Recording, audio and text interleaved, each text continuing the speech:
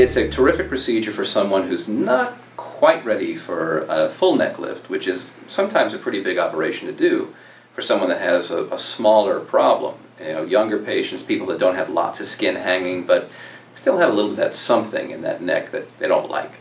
This is something that can really bridge the gap from people that liposuction is just not going to be enough, but they're not really there yet for that big procedure of a neck lift or a facelift. That's where I'm using it in my patients, and the results have been great. The patient's experience starts in the consultation, and that's where you have to really understand what someone's looking for and what they're hoping to get with results, and where they're starting from. And I think once a patient's really well educated and understands what their options are, a lot of patients prefer to have that lesser invasive procedure, and the iGuide neck lift is a procedure that is less invasive than making the full incisions for a neck lift or a facelift. So just from the start, it's something that's intriguing to a lot of patients. And then their experience begins, of course, they choose to have the procedure. It's a pretty quick and simple procedure from a surgeon's perspective and from a patient's perspective. It doesn't have the same kind of recovery time, the same feelings, the same discomfort as a full neck lift or facelift. So they're more comfortable in the long run. And it costs them less, so they like that.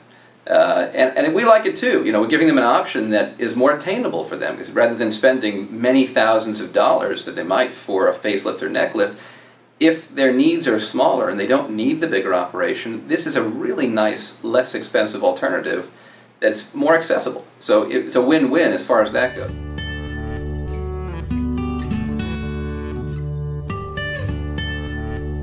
Now, from their surgical perspective, if they're having the procedure done, it's done usually under local anesthesia with a little bit of sedation to keep them comfortable. And I like my patients to be comfortable, so we do use a little sedation. You could do it with straight local if you can keep them that comfortable that way.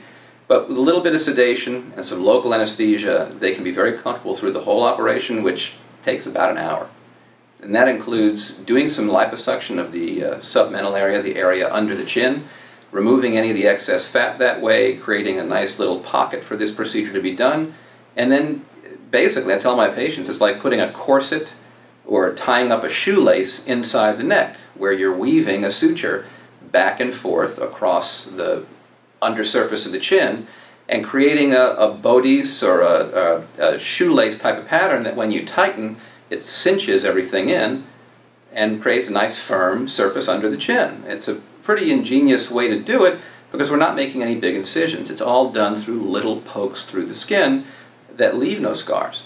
So it's a really nice, elegant way to do what we've been doing all along and saving the patient a little bit of extra dissection, extra expense, and extra healing.